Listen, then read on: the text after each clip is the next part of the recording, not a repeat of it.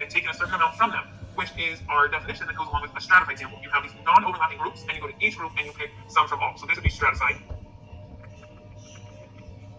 Let's see, all students in your class, because the last name start with A. So you select all students. So we are selecting all from one group. We're leaving out all the rest of the letters of the alphabet, but only the ones with A. That goes along with cluster. You select the 10th person in the DMV line and give them a survey for every 10th person. So that would be systematic.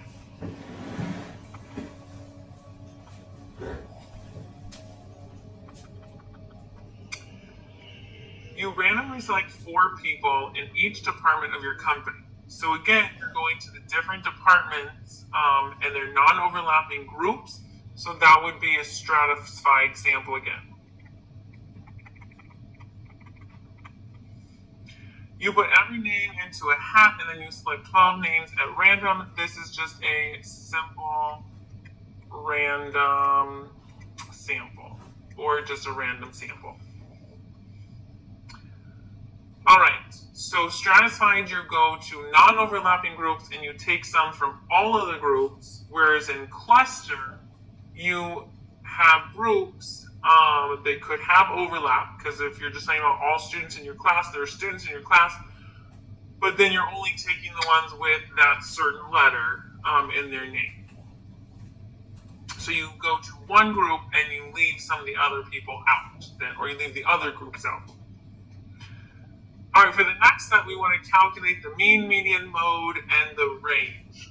So we're going to want these in order, from smallest to largest. We have 3, 6, 7, 8, 9, and another 9, 12, 17, and 24.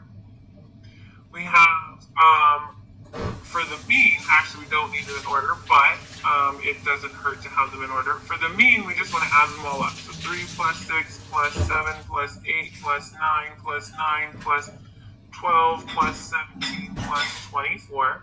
And we want to divide by how many numbers we have, which is 1, 2, 3, 4, 5, 6, 7, 8, 9. So if we add all of those together, let's go ahead and see what we get. So 3 plus 6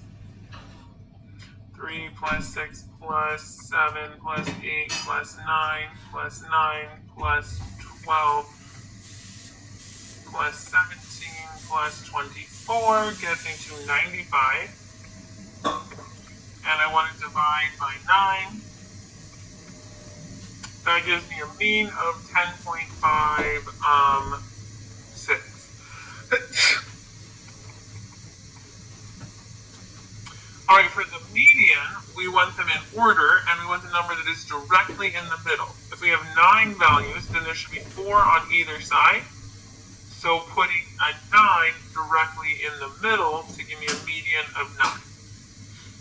For mode, you want to know what is the repeat value, and that is also a 9, because there's 2 9s. Everything else is just a single number. And for the range, we want the max minus min, which is 24 minus 3 to get me to 21. All right, we want to look at another one, and this time I'll just find the mean. I don't need them in order. 8 plus 2 plus 5 plus 6 plus 9 plus 10, 2, and 3. And we have 1, 2, 3, 4, 5, 6, 7, 8 values. So my mean would be 8 plus 2 plus 5 plus 6 plus 9 plus 10 plus 2 plus 3 divided by 8, 5.63, because we're rounding to 2 decimals. Now, for the median, we need them in order. So we're going to have 2, 2, 3, 5, 6, 8, 9, and 10. Now, if I look here, I want the number directly in the middle. So looking at that, I have 1, 2, 3, 4, 1, 2, 3, 4. 5 and 6 are both in the middle. So my median is going to be the average of those two. So 5 plus 6 divided by 2 gets me 11 divided by 2, which is 5.5. So my median is 5.5. So if you have an even number of data values, you have to average the two data values that are in the middle to get what your median should be. Again, for the mode, we want to know the number that repeats the most, and in this case, that would be a 2. And the range is the maximum minus the minimum. 10 minus 2 gives me a range of 8.